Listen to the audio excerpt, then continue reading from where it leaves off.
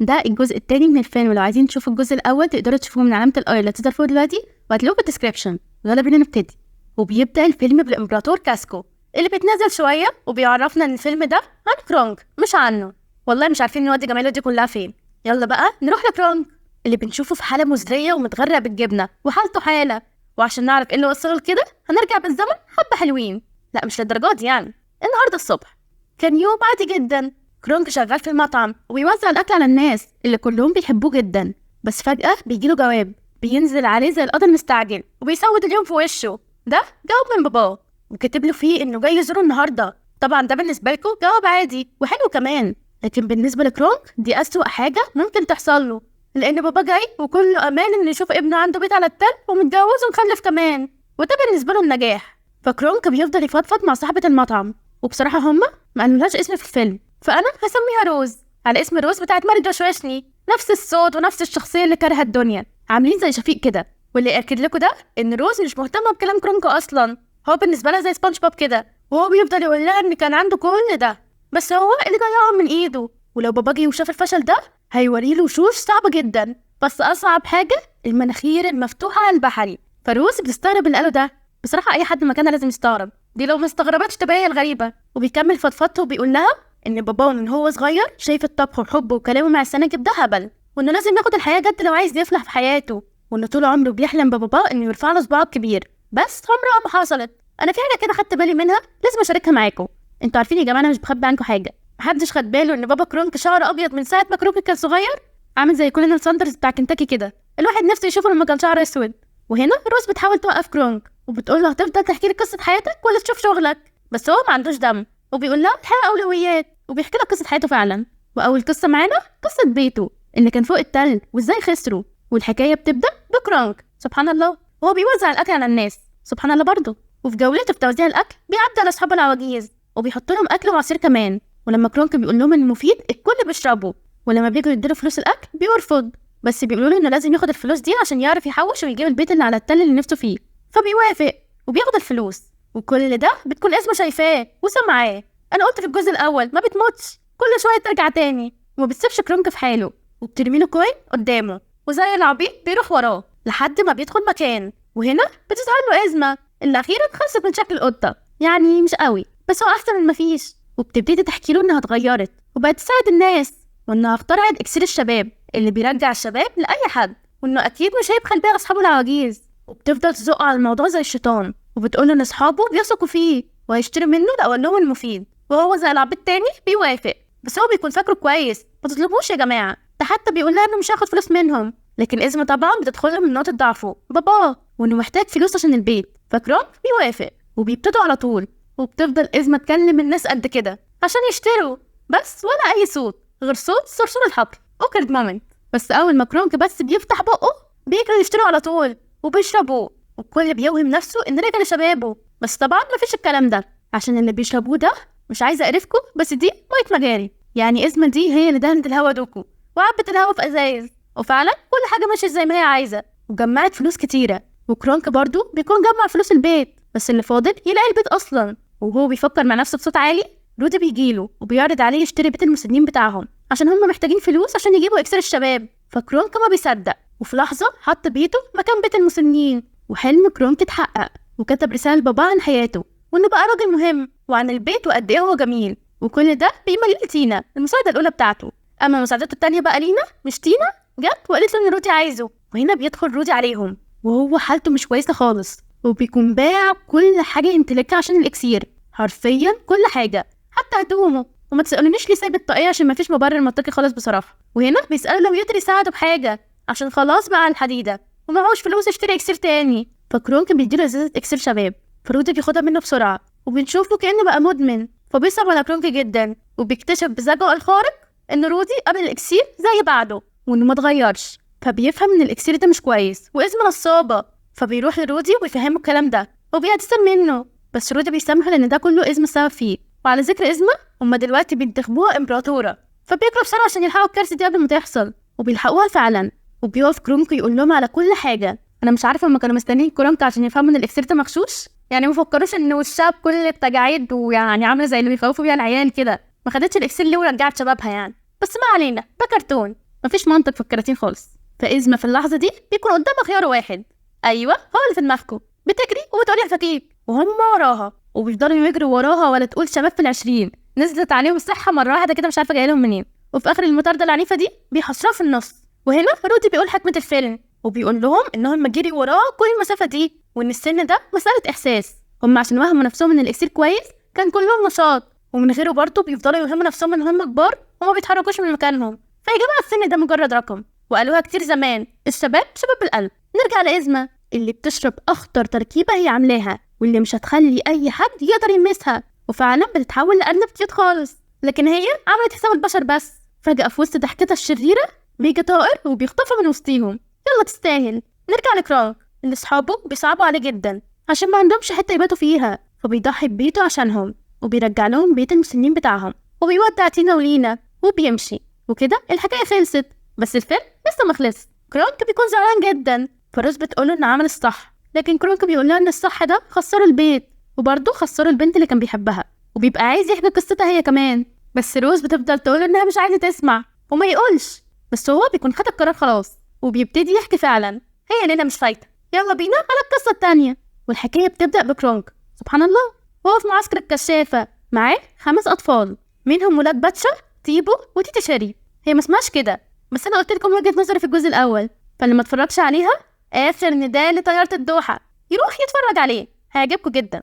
نرجع للجزء ده بقى، وبنعرف إن هم فازوا بكاس مسابقة السناجم السنوية مرتين، وبيحلموا بالتالتة، بس المرة دي مش زي أي مرة. بيجيله السنجاب الكيوت بتاع الجزء الأول. اللي فاكر السنجاب ده عمل ايه في الجزء الأول يقول لي في الكومنتات. وبيقولوا إن فريق القائد بتاعه اسمه بيردول موجود، وحاطين عينهم على الكاس وناويين ياخدوه السنة دي منهم. وبيكون فريق ايه شكله مقطع السمكة وديلها. فكرانك بيطمنهم وبيقول لهم ما يلاقوش منهم، وإنهم إن شاء الله هيكسبوا، بس الأهم من المكسب إنهم يستمتعوا باللعب. ودلوقتي جه ميعاد مسابقة السباحة، وهنا بقى بنشوف الاختلاف الشديد بين تجهيزات فريق كرانك المسابقة وقد ايه هي همجية وعفوية، وبين فريق بيردول اللي كله نظام. بيفكرين بين الفرق بين مدرسة عاشور ومدرسة الإخلاص. وفي الوقت اللي فريق بيردول بيعوم بكل لطف وجمال ونظام، بيهجم عليهم فريق كرانك وبينطوا في المية، فبيعملوا موجة كبيرة طلعتهم على الشط كلهم وبيكونوا مبسوطين جدا. لكن فريق بيردول بيكون متضايق قوي، واللي حصل ده قطع اللحظة على بيردول وكرانك، اللي بيكتشف ان بيردول دي بنت جميلة جدا مش ولد، وبيعجب بيها جدا وهي كمان بتعجب بيه، وبينسجموا مع بعض قوي. لكن لما بيشوف الموجة اللي حصلت بيجروا على الولاد. كرانك بيكون مبسوط وفخور بيهم جدا، بس بيردول بتتعصب عليه عشان فريقه كان هيغرقهم، وكمان بيشجعهم على كده، وان كل اللي يهمه المكسب وبس، ومش هم مشاعر الاطفال، ونبوظ عرض السباحة عليهم. وبما ان كان المفروض هم يبتدوا العرض الاول وبعدين كرانك، وهو دخل كده في النص، فبتقول ان المفروض يخسر. والحكام بعد ما بيسمعوها بيقرروا ان هم يدوا نقطة مسابقة السباحة لبيردول، وكده بقى 1-0 لبيردول. ومن هنا ابتدت المنافسة والتحدي بين الفريقين، وكل واحد بيدفن حب التاني في قلبه وبيعندوا مع بعض. ويلا بينا على المسابقات. بيبقى فيه تنافس شديد جدا، كل واحد عايز يكسب، والمنافسة ولعت بينهم. مرة كرانك يكسب، التانية بيردول تكسب، وبيفضلوا يعلوا على بعض جامد جدا لغاية ما بيتعادلوا في الآخر. وكده اتبقى تحدي واحد اللي هيحسم مين فيهم اللي هيكسب، وهو استعراض المهارة. وهنا الفرق بتروح عشان تتدرب، وكل واحد فيهم بيفضل يقول للأطفال إن هم لازم يتمرنوا جامد جدا. ده حتى كرانك بيقول لهم اعملوا أي حاجة تكسبكوا. فمن الجملة دي تيبو بيقرر يغش عشان يكسب كرانك وما يزعلهوش. وكرانك بيفضل يقول لهم إن منافسينهم دول دلوقتي بقوا أعدائهم، وبيخليهم يتمرنوا طول الليل لحد ما بيتعبوا خالص. وكده ما بقاش في وجود للانبساط هو الأهم. نروح بقى لفريق بيردول اللي ما اتغيرش عن فريق كرانك، وبرضه بيردول بتفضل تسخن الأطفال على الفريق التاني وتقول لهم إن هم أعدائهم ومش تسيبهم يرتاحوا أو يناموا، بتفضل تدرب فيهم لغاية ما بيتعبوا خالص. فبتحط كل الذنب على كرانك وبتتضايق منه، وتقرر تخبز لهم عيش بالزبيب عشان تبسطهم. وده برضه نفس تفكير كرانك بالملي، اللي بيبتدي يعمل في العيش لكن بيلاقي البيت بتاعه مش موجود، فبيروح عشان ياخد من بيردول. ولما بيشوفها زعلانة وبتخبز عيش قلبه بيحن، ولسه هيروح يتكلم معاها شيطانه بيوزوا عليها وبيقولوا انها سرقت البيت بتاعه، فيعني ربنا يقدر على فعل خير. فكرانك بيروح يشوط فيها من غير تفكير، بس هي بتعرف ازاي توقفه عند حده عشان هو كمان طلع واخد الزبيب بتاعها. بس الخناقه بينهم بتوسع حبتين 3، وبيردول بتقع وبيقع عليها الزبيب بتاعها، وهو برضه بيقع وبيقع عليه البيت بتاعه. او في الاخر كل واحد خد حاجته، بس بيردول بتعيط، فكرانك بيزعل وبيروح يقومها. ومن هنا ابتدوا يتصالحوا، وبيقولوا لبعض ان الولاد مش مبسوطين وهم السبب في كده، وبيتصالحوا فعلا، وبيبتدوا يعملوا العيش مع بعض، وبيقضوا يوم حلو جدا، وبيفضلوا يرقصوا مع بعض. وهم مبسوطين. هما بصراحة بيقصوا بطريقة غريبة شوية، ما فيهاش ريحة رومانسية، بس اهي نفس الدماغ.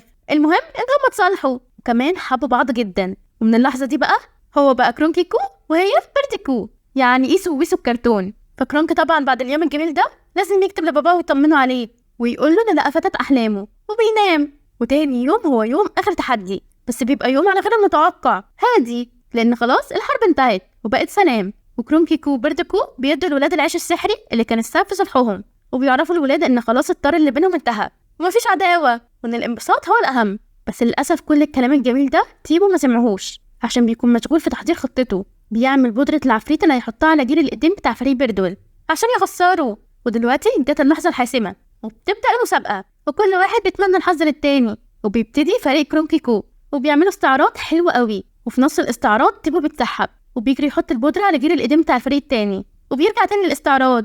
بس ما خدش باله ان الكيس اللي كان فيه البودرة بتاعته وقع منه. طبعا محدش يسألني هما ازاي ما خدوش بالهم انه اختفى، وان العرض المفروض منظمين عليهم كلهم، بس احنا اتعودنا على كده من ساعة فيلم كرودز، واللي ما شافوش فاتوا كتير قوي.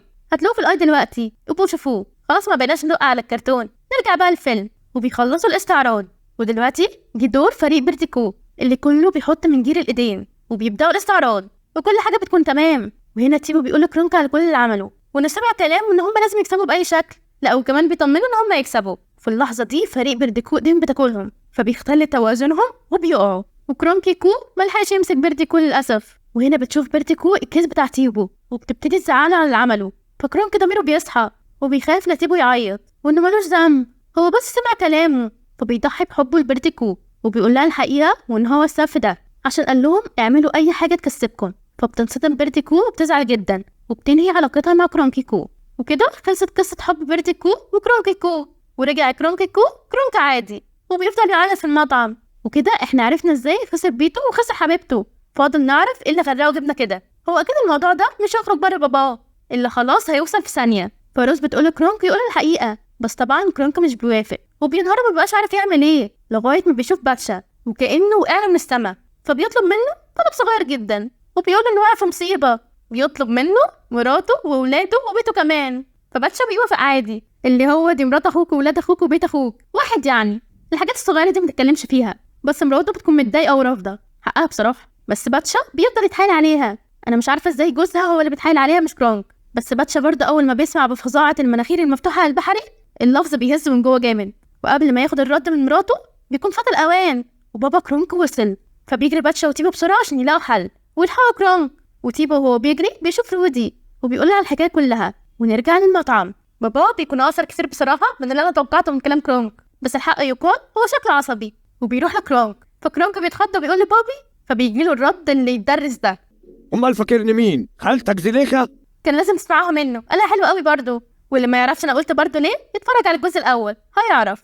نرجع لمرات باتشا اللي بتضطر تجاري كرونك وتقول لبابا انها مراته، والله كتر خيرها يعني بجد المره دي مش هزار. وكرونك بيكمل كدبته وبيشاور له على بيت باتشا كانه بيته. فبابا بيفتخر بيه لدرجه انه خلاص كان هيرفع له صباعه الكبير اخيرا. لكن بيجي باتشا بيبوظ اللحظه وبيكون عامل فيها ست، وكان لسه هيقول ان مرات كرونك حاجه بشعه بصراحه. بس كرونك بيلحق نفسه وبيعرب بابا عليه على انها حماته. فالحمد لله انه ما بيشكش في حاجه. بس كرونك ما بيبقاش عارف يعمل ايه، يقعد مع باباه ولا يشوف طلبات الزباين، وبيفضل يجري من المطبخ للمطعم من المطعم للمطبخ كتير جدا. لا وكمان مش كفايه اللي هو فيه ده، رودي بيجي يعك الدنيا اكتر وبيقول انه مرات كرونك. فكرونك بيجري من باباه، بس هيروح منه فين؟ ده المطعم كله قد كده. بيجيبه وبيبقى مستني منه توضيح. انتوا فاكرين ان ده كل حاجه؟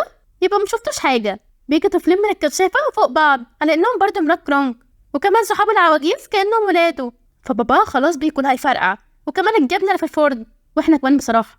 بس كرونك يا عيني بيبقى واقف في موقف لا يحسد عليه، صعبان عليا جدا. وهنا بيجوا كمان تينا ولينا اللي نسيناهم من اول الفيلم، وهم كمان مراتات كرونك. اظن كده بقى خلاص كل شخصيات الفيلم خلصت. لا بصراحه لسه ما خلصتش، لسه اهم واحد الامبراطور كاسكو اللي بيحشر نفسه في الفيلم وخلاص، اصله ما يقدرش يبعد عن الاضواء. وفي اللحظه دي الاضواء كلها بتفرقع فيهم، والفرن بيفرقع، والجبنه بتملى المكان. وهو ادينا عرفنا ايه اللي وصل كرونك للجبنه، الكذب. فدلوقتي دي وقت الصراحه. فبيصرح كرونك بابا بكل اللي حصل، وبيقوله انا مش لازم زوجه وبيت فوق التل عشان يبقى ناجح، هو كده ناجح ومعاه كل اصحابه اللي بيحبوه وبيحبوه. ده حتى روز طلعت كان بتسمع له باهتمام وبتدافع عنه كمان، وكل اصحابه بيدافعوا عنه برضه. فبعد ده كله بابا بيقول له انا فخور بيه، واللحظه اللي الكل مستنيها من اول الفيلم جت. بابا بيرفع له صباعه الكبير اخيرا. ايه مفيش مبروك؟ اظن كل حاجه بقت تمام، ولا انتوا مستنيين حاجه تانية؟ انا مستنيه الصراحه. بيرتي كو بتيجي فعلا مع تيبو، هو اللي بيجيبها وبتسامح كرونكي كو وبتقول له انها بتحبه. خلاص ما بقاش كرونك، بقى كرونكي كو. وكده كرونكي كو وبيرتي كو والكل بقى سعيد وبيرقص، ما عدا إزما اللي اعتقد كده انها مش كويسه. بس يا ريت بس ما تظهرلناش تاني، انا خايفه تظهر لي في احلامي بعد كده، وهي دي بجد اللي تسمى هابي اند. وكده بيكون الفيلم خلص. ما تنسوش تعملوا لايك وتشتركوا في القناه، واستنوني في الفيلم الجاي.